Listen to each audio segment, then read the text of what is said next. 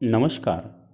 विधानसभा पोटनिवडणूक 2021 90 देगलूर अजा विधानसभा मतदारसंघ प्रशिक्षण वर्ग मतदान केंद्राध्यक्ष व मतदान अधिकारी यांचे प्रशिक्षण वर्ग. या ठिकाणी या व्हिडिओमध्ये आपण देगलूर विधानसभा मतदारसंघ 2021 या निवडणुकीसाठी आपली नेमणूक झालेली आहे. लोकप्रतिनिधित्व अधिनियम 1951 याच्या कलम 26 व 28 अ च्या तरतुदीखाली तुमची निवडणूक झालेली आहे. निवडणूक निर्णय घोषित करण्यात आल्याच्या दिनांकापर्यंत तुम्ही निवडणूक आयोगाच्या प्रतिनियुक्तीवरती आहात. कर्तव्यात कसूर केल्यास याच अधिनियमाच्या कलम 134 नुसार कारवाई होऊ शकते. ही कारवाई दखलपात्र गुन्हा सदरात मोडते. या कालावधी दरम्यान तुम्ही निवडणूक आयोग यांचे नियंत्रण, देखरेख व शिस्त यांच्या अधीन आहात.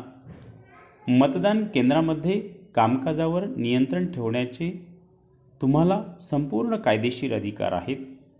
मतदान हे निर्भय व निष्पक्षपाती मतदान होईल यासाठी तुम्हाला अत्यंत महत्त्वाची जबाबदारी बजावायची आहे. तुमच्या मतदान केंद्रावर घडणाऱ्या सर्व घटनांची जबाबदारी ही तुमच्यावरती असेल.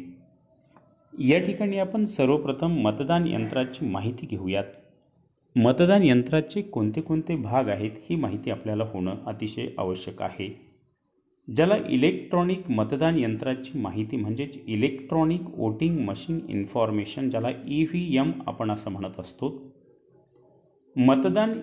मतदानाचे संपूर्ण कामकाज इलेक्ट्रॉनिक मतदान यंत्राद्वारे म्हणजे EVM द्वारे होणार असल्याने या मतदान यंत्राची संपूर्ण माहिती आपल्याला एक जबाबदार अधिकारी म्हणून माहिती असणं आवश्यक आहे.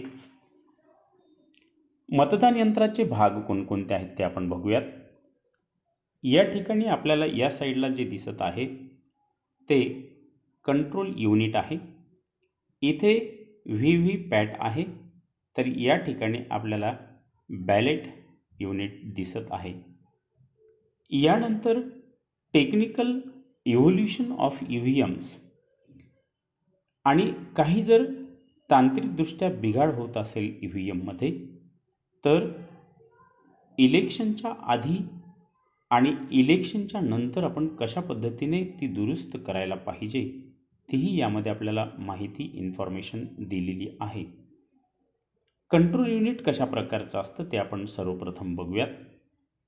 यामध्ये आपल्याला जो ॲरो दाखवलेला आहे हा तो बिजी लॅम्प दर्शवितो.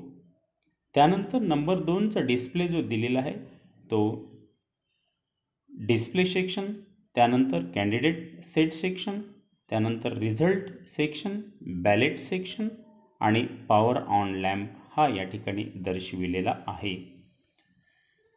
अधिकारी मित्रांनो, या ठिकाणी आपण बघूयात की various components of EVM machine, EVM मशीनचे वेगवेगळे सेक्शन इथे आपल्याला दिलेले आहेत. त्यामध्ये हा बिजी लॅम्प दिसतो आहे.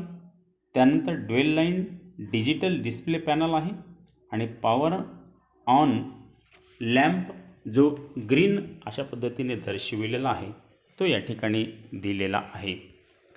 आता आपण पुढे बघूयात की पॉवर पॅक जे कॅन्डिडेट सेक्शन असतं आणि त्याला पॉवर पॅक म्हणजे बॅटरी जो आहे ती बॅटरी आणि त्यानंतर कॅन्डसेट बटन हेही या ठिकाणी दर्शविलेलं आहे. यानंतर रिझल्ट सेक्शन बघा. सर्वप्रथम क्लोज बटन दर्शविलेलं आहे.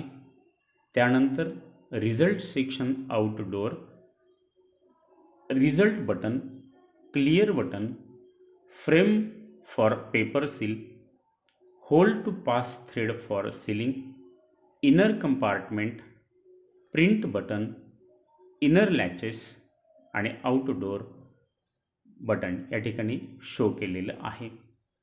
Important component of control unit, control unit जे आपलं असतं त्याचे महत्त्वाचे भाग बघा. इथे इथे शो केलेलं आहे, दर्शविलेलं आहे. हे टोटल बटन आहे. तर हे जे आहे ते बझर बटन आणि या ठिकाणी दर्शविलेलं आहे ते बॅलेट बटन दर्शविलेलं आहे. बॅलेट युनिट कशा पद्धतीचा असतो तेही आपण बघूयात. यामध्ये सर्वप्रथम इंटरकनेक्टिंग केबल असतो, हा जोडलेला असतो कंट्रोल युनिटशी. त्यानंतर रेडी लॅम्प हा जो ग्रीन दर्शविलेला आहे. स्लाइड स्विच विंडो या ठिकाणी 1 अशा पद्धतीने शो केलेली आहे. त्यानंतर नंबर्स इन ब्रेल, इथे ब्रेल लिपीमध्ये काही नंबर्स दिलेले आहेत ते शो केलेले असतील. कॅन्डिडेट्स बटन इथे दर्शविलेलं आहे. कॅन्डिडेट्स लॅम्प आणि बॅलेट पेपर स्क्रीन हे सुद्धा या ठिकाणी शो केलेलं आहे.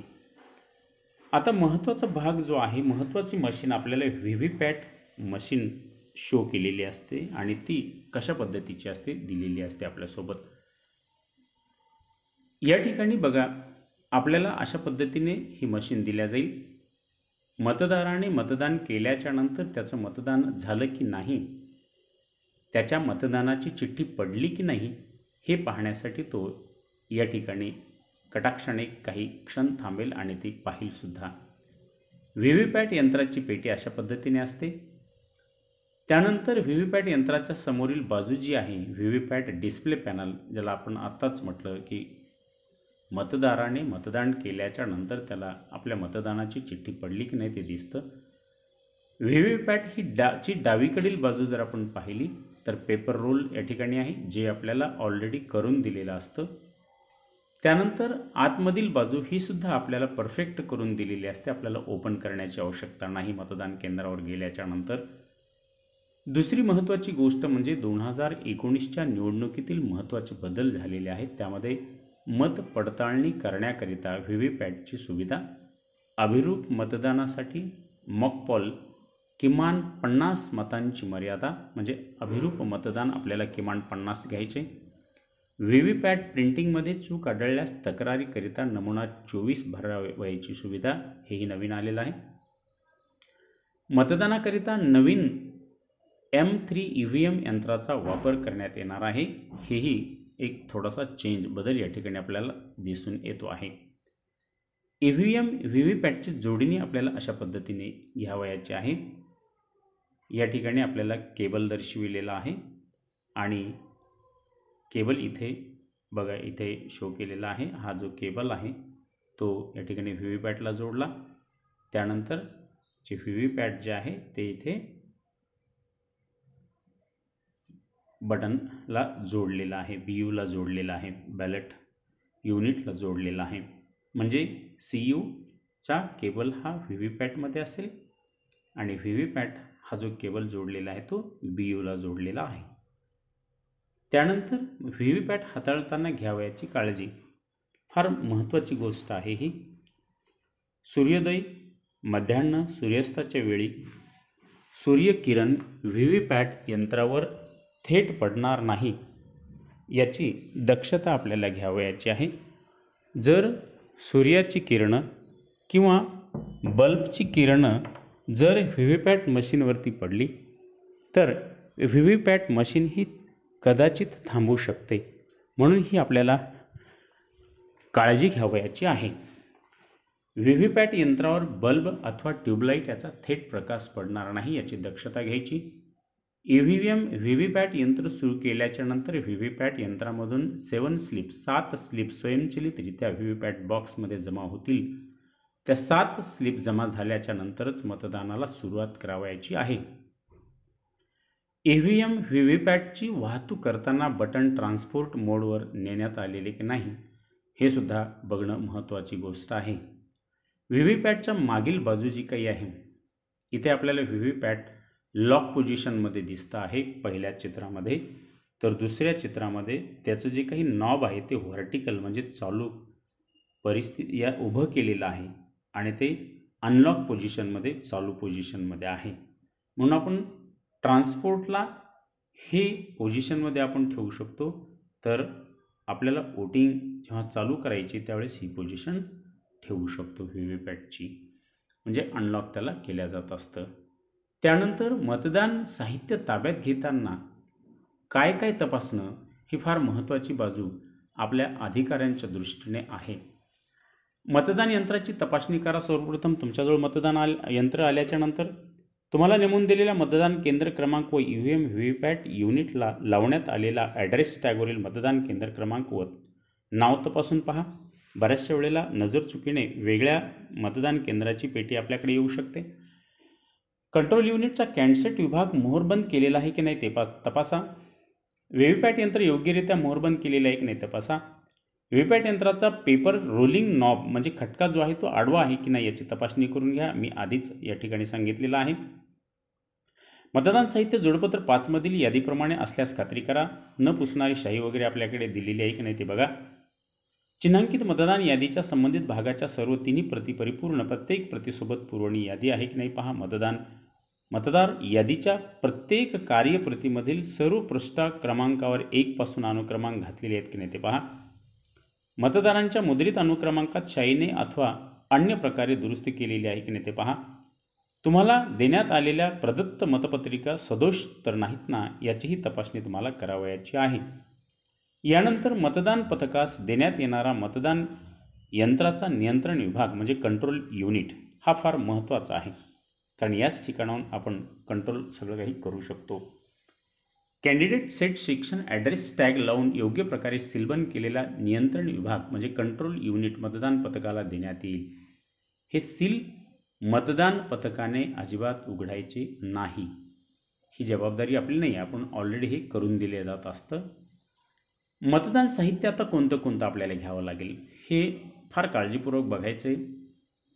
नियंत्रण युनिट, मतदान युनिट, मतदारांची नोंदवही नमुना 17A, मतदार स्लिप, मतदार यादीची कार्यप्रती, मतपत्रिका प्रदत्त मतांसाठी पक्की शाही, नियंत्रण युनिटसाठी खूनचिठ्ठी ॲड्रेस टॅग ज्याला आपण म्हणत असतो, मतदान युनिटसाठी खूनचिठ्ठी address tag, special tag, electronic मतदान यंत्रासाठी हिरवा कागदी मोहर, पट्टी सील, स्ट्रिप सील, बाणफुल्ली चिन्ह असलेला रबरी शिक्का, शाई असलेले पॅड जांभळी प्रकारचा रंगाचे, मतदान केंद्राध्यक्षासाठी धातूची मोहर, आगपेटी, मतदान केंद्राध्यक्षांची दैनंदिनी विभेदक चिन्ह असलेला रबरी शिक्का, वर्गीकृत सैन्यदलातील मतदारांची यादी जर आहे असल्यास तरच हे सर्व साहित्य आपण, त्याचबरोबर नमुने काही असतात, हे नमुने अतिशय आवश्यक आहेत.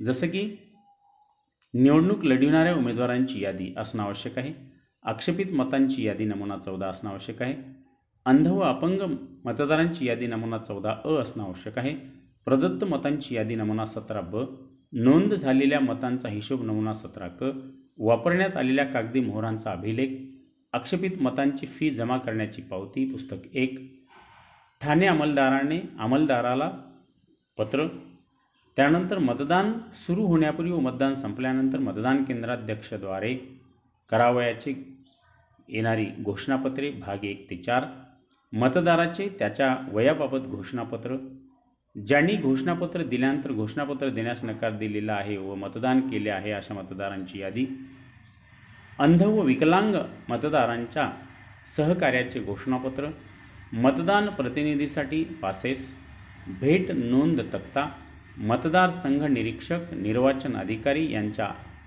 सादर करण्याकरिता मतदान केंद्राध्यक्ष अतिरिक्त 16 कलमी अहवाल नमुना, हे संपूर्ण साहित्य आपल्याकडे आलेलं आहे की नाही. आता 20 नंबरचं साहित्य कोणतं आहे? लहान लिफाफ्याकरिता जे संवैधानिक लिफाफे आपण नंतर पुढे पाहणार आहोत.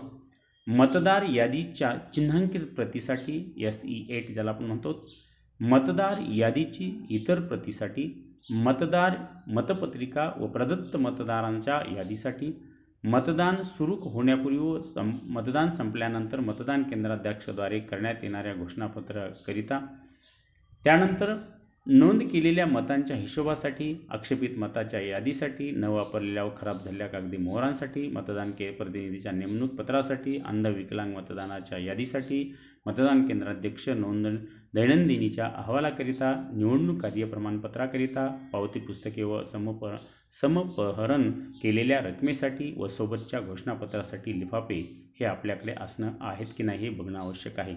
त्याचबरोबर आणखी काही लिफाफे असतात.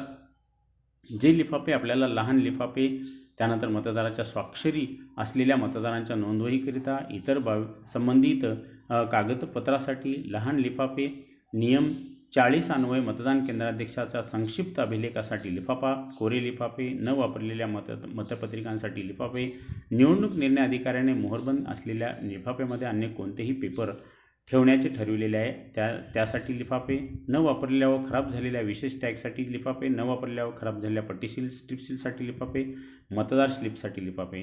जेथे जेथे लहान आकाराचे लिफाफे आहेत तेथे तेथे वेस्टर्न पेपरचा वापर करावा आणि जेथे जेथे संबंधित मुद्रित लिफाफे न उपलब्ध नसतील तर तेथे कोऱ्या लिफाफ्याचा वापर करण्यात येऊ शकेल. त्यावर वापरण्याच्या हेतू लाल शाईने आपण स्पष्टपणे दर्शविलेला पाहिजे. आता मतदान साहित्य कोणतं कोणतं आहे त्यामध्ये आपण जेव्हा केंद्रावरती जातो त्यावेळेस सूचना फलक, मतदान केंद्राध्यक्ष, मतदान अधिकारी, प्रवेश, बाहेर, आत, मतदान प्रतिनिधी, संकीर्ण सूचना निश्चिते अशी फलक आपल्याकडे आहेत का.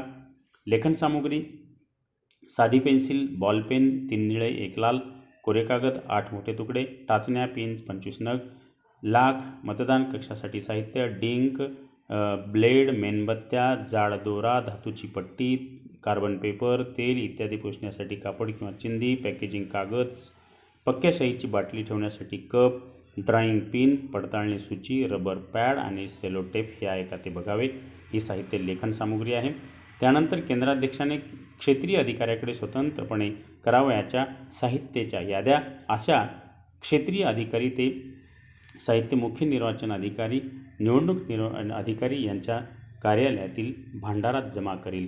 बाणफुली, चिन्ह, रबर स्टॅम्प, मतदान केंद्राध्यक्षाचे धातुमोहर, पुढील लेखन सामुग्री अंतर्भूत केलेली पिशवी, शाईचे पॅड, त्यानंतर मतदान केंद्राध्यक्षाचे साहित्य, धातूची पट्टी, पक्की शाई ठेवण्यासाठी वापरलेले बॉक्स आणि न वापरलेले इतर संपूर्ण साहित्य. यासाठी साहित्य आपल्याकडे देण्यात आलेले आहे की नाही ते बघणं अतिशय महत्त्वाची गोष्ट आहे. आता यानंतर सर्वात महत्त्वाची गोष्ट जी आहे ती आपण पुढच्या व्हिडिओमध्ये पाहणार आहोत. ते म्हणजे मतदान केंद्रावर गेल्यावर करावयाची कार्यवाही.